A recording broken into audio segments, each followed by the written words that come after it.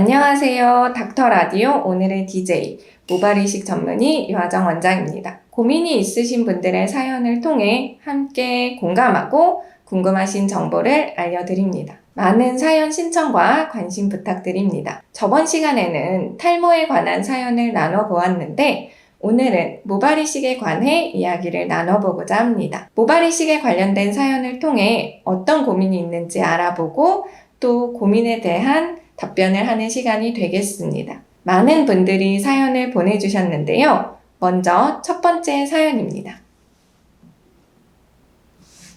모발이식 후 염색, 펌 해도 괜찮을까요? 안녕하세요. 40대 중반 남자입니다. 저는 원래 외모에 관심이 많아서 파마나 염색을 자주 했었습니다. 그러던 어느 날부터인지 이마 부분에 머리가 빠지기 시작하더니 심한 M자 탈모가 오고 말았고 M자 탈모 모발이식 수술을 하게 되었습니다. 그런데 모발이식 부위에 염색이나 펌이 잘 안 된다고 들었는데 왜 그런지 이유를 알고 싶습니다. 두피에 약품이나 열이 굉장히 안 좋은 것은 알지만 모발이식 후에 염색이나 펌을 해도 괜찮을까요? 해도 괜찮다면 언제부터 하는 것이 좋을까요?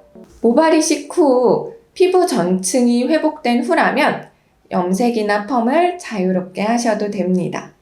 저는 대개 수술 2주 후부터 커트를, 2달 후부터 염색이나 펌을 할 것을 추천합니다. 모발이식 부위에 염색이나 펌이 잘 안 된다고 알려진 이유는 대개 헤어라인 부위에 이식한 모발이 원래 헤어라인 부위의 모발보다 더 건강한 큐티클층을 가지고 있기 때문입니다.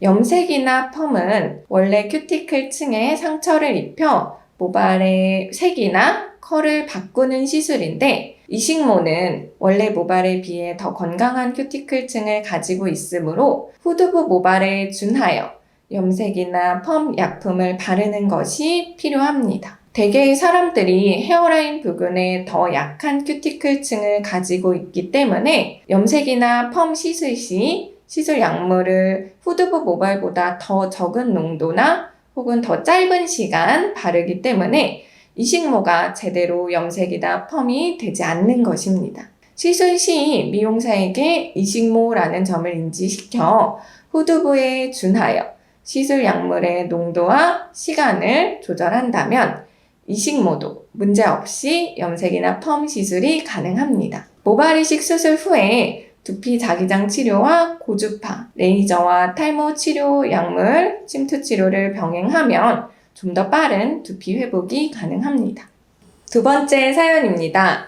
모발이식 병원 선택 시 중요한 부분? M자 탈모가 점점 심해지는 40대 남자입니다. 탈모가 있으니까 직장에서 농담으로 놀리는 친한 동료들 때문에 신경이 많이 쓰여서 검색을 많이 했습니다. 약은 부작용이 무서워서 시도를 못 해봤고 그래도 바르는 약은 발라보고 있습니다. 이제 바르는 거 말고 모발이식을 하고 싶어서 검색으로 이곳저곳 많이 찾아봤는데 어디는 가격이 엄청 싸고 또 다른 곳은 가격이 엄청 비싼데 병원을 선택할 때 어떤 부분을 중점으로 봐야 잘 선택할 수 있을까요? 말씀하신 대로 모발이식은 건강보험의 급여 대상이 아니기 때문에 병원마다 수술비가 천차만별입니다. 모발이식은 모낭의 채취, 보존, 이식 등 여러 단계로 나누어져 있으며 그 단계마다 모낭의 손상 가능성이 있기 때문에 상당한 전문성이 요구됩니다. 때문에 수술 과정에 있어 이식 과정을 담당의가 전 과정에 대해 직접 집도해야 할 것이며 모낭 손상을 최소화할 수 있는 전문적이고 세분화된 간호팀, 최첨단 장비 시스템이 구축되어야 합니다. 또한 수술 이후에 흉터의 최소화와 두피의 안정화, 생착률을 높일 수 있는 집중 관리 프로그램이 반드시 필요합니다. 그렇기에 모발이식 비용이 무조건 싼 곳을 찾기보다는 효과를 먼저 생각하여 모발이식 병원으로 내원하여 자신의 상태를 먼저 꼼꼼하게 진단받아 보시는 것이 좋으며 더 이상 모발이식 병원을 어디 가야 될지 고민하기보다는 직접 신뢰하는 모발이식 병원으로 빨리 내원하여 진단받아 보시는 것이 좋습니다. 세 번째 사연입니다.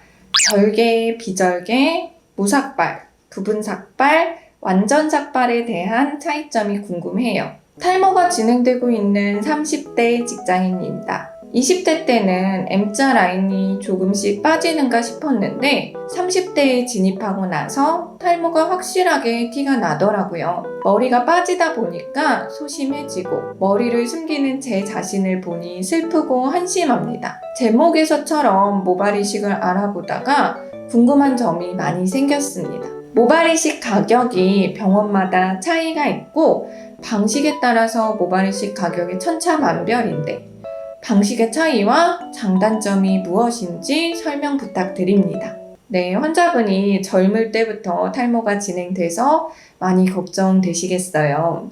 수술 방법이 굉장히 여러 가지가 있는데 각각의 수술 방법에 대해 설명드리겠습니다. 절개법은 후두부의 피부를 절개해서 두피를 떼어내어 채취한 뒤 숙련된 모낭 분리사들이 일일이 분리하여 이식을 하는 방식입니다. 빠르게 모낭을 얻을 수 있다는 장점을 가지고 있지만 수술 후에 통증이나 절개한 부위에 흉터가 남는다는 단점이 있습니다.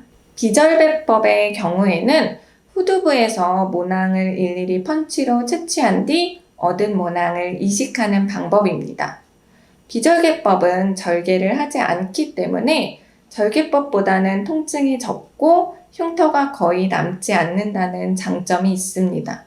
다만 모낭을 채취하는 데 시간이 비교적 오래 걸리기 때문에 수술 시간이 절개법보다 길며 절개 방식에 비해 수술비가 비싸다는 단점이 있습니다. 비절개법은 삭발, 부분 삭발, 줄삭발, 비삭발, 무삭발로 나뉩니다. 삭발의 경우 후두부를 1mm 정도로 짧게 잘라 채취합니다. 채취한 부분이 직접적으로 보일 수가 있어서 머리가 자랄 때까지 일상생활이 조금 불편할 수 있습니다. 다만 수술비가 상대적으로 저렴하다는 장점이 있습니다.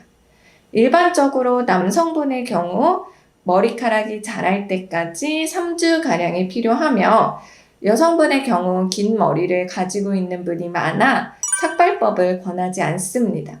삭발 구간이 옆머리와 비슷한 길이로 자라기까지 시간이 많이 소요되기 때문입니다. 부분 삭발의 경우에는 정말 작은 삭발 구간을 두피에 여러 곳 형성하여 머리를 들추지 않았을 경우 직접적으로 수술 부위가 보이지 않도록 하는 방법입니다. 주위 머리가 너무 짧은 경우 부분 삭발이 불가능할 수 있고 머리카락을 자라기 전까지는 누군가 후두부를 들춰본다면 수술 부위가 보일 수 있습니다. 다만 자세히 보지 않으면 일반적인 사회생활에서 수술 부위가 보이지 않으며 비삭발에 비해 비용이 저렴한 장점이 있습니다. 비삭발의 경우 머리를 들추어 보더라도 삭발한 구간이 보이지 않으며 펀치할 모발만을 짧게 자르고 나머지 모발은 길이가 긴 상태로 남겨두는 수술입니다. 후두부에 수술한 티가 나지 않으며 부분 삭발 혹은 삭발법과 생착률의 차이도 없습니다. 다만 수술비가 조금 더 비쌉니다. 비삭발이 대량 이식이 불가능하다는 말이 있으나 이는 사실이 아니며 비삭발도 대량 이식이 충분히 가능합니다. 무삭발은 옮겨 심는 이식모도 짧게 자르지 않고 긴 상태로 얻는 방법입니다. 헤어라인 교정 시 무삭발 방법으로 시행하면 심은 직후에도 긴 모발이 보여 심은 티가 나지 않는다는 장점이 있으나 이식부에 긴 모발이 있으므로 수술 후 관리에 좀 더 신경을 써주셔야 합니다. 모발이 컬이 중요한 눈썹 등의 부위에는 무삭발을 필수적으로 시행합니다. 네 번째 사연입니다. 모발이식은 여름에 해도 괜찮은가요? 안녕하세요. 이마가 많이 까져서 약을 먹고 모발이식을 준비 중인 50대 아저씨입니다. 자꾸 모발이식 수술을 미루게 되네요. 그 이유는 제가 원래 몸에 열이 많아 더운 거나 뜨거운 것을 정말 견디기 힘들어 합니다. 이번 여름이 또 워낙 더워서 수술을 할지 말지 망설이게 되더라고요. 제가 들은 바로는 여름에 모발 이식을 하면 열기 때문에 생착률이 떨어진다는데 사실인지, 또 땀이 많이 나서 수술 부위에 염증이 생기지 않을지 걱정이 많이 됩니다. 매년 여름 중에 이 질문이 많이 나오는데요. 모발 이식을 고려하는 많은 분들이 여름철이 되면 이렇게 덥고 습한 여름에 모발 이식해도 괜찮을까요? 여름이라 관리하기 어렵진 않을까요? 등의 다양한 질문을 하시곤 합니다. 결론부터 말씀드리면 모발 이식은 온도에 따른 수술 결과의 차이는 없기 때문에 봄, 여름, 가을, 겨울 등 어느 계절에 모발 이식을 해도 상관없습니다. 또 땀 때문에 수술 부위에 염증이 걱정된다고 하시는 분들이 많이 계시는데 모발 이식이 과거와는 달리 좋은 항생제 등의 약물 관리, 수술 후 사후 관리 등 체계화되어 있어서 수술 후 병원과의 지속적 관리가 가능하기 때문에 수술 부위 염증에 대한 염려는 내려놓으셔도 됩니다. 이제는 특정 계절이나 유행하는 모발 이식법을 찾는 게 아니라 꼭 자신의 모발 특성과 이식 부위의 상태 등에 대해 가장 적합한 모발 이식법을 추구하는 것이 만족스러운 모발 이식의 결과를 얻는 길입니다. 5번째 사연입니다. 탈모약 안 먹고 모발 이식을 진행할 수 있나요? 30대부터 M자 탈모가 진행되어 온 직장인입니다. 그냥 그렇게 머리에 대해 생각 안 하고 살고 있었는데 아이를 낳고 가족과 사진을 찍으면서 머리가 휑한 것을 보니 착잡하더라고요. 제가 병원 상담도 안 받아봤고 약은 먹어본 적이 없어요. 탈모약을 안 먹고 모발 이식을 진행하면 생착률이 많이 떨어지나요? 아니면 이식한 곳만 남아있고 다 빠져버릴까요?